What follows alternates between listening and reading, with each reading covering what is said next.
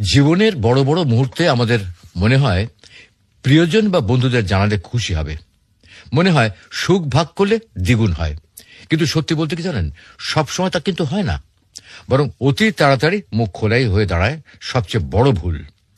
আমাদের স্বপ্ন আসলে একটা বীজ। এই বীজকে মাটিতে রোপণ করার পর যত্ন চাই, সুরক্ষা চাই। কিন্তু যদি খুব তাড়াতাড়ি সবাইকে দেখাতে ব্যস্ত হই, তখন সেটা শিকড় গজানোর আগেই কিন্তু শুকিয়ে যায়।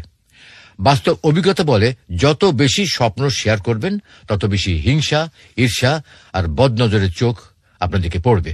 আর এটাই অনেক সময় আপনার সাফল্যের পথে অদৃশ্য দেয়াল হয়ে দাঁড়ায়।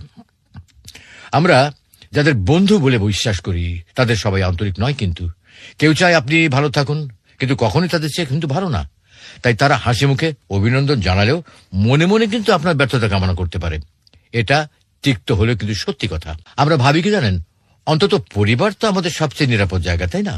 কিন্তু বাস্তবতা হলো, পরিবারের ভেতরে সূক্ষ্ম হিংসা থাকতে পারে।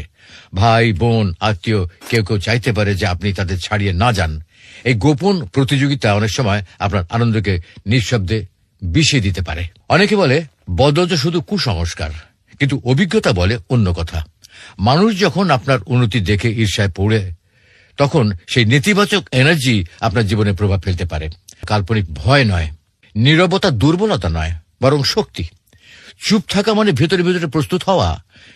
একটা কথা চিন্তা করবেন, কৃষক যেমন বীজ রোপণের পর প্রতিদিন হাটে গিয়ে ঘোষণা করে না, তেমনি বুদ্ধিমান মানুষও নিজের স্বপ্ন গোপন রাখে।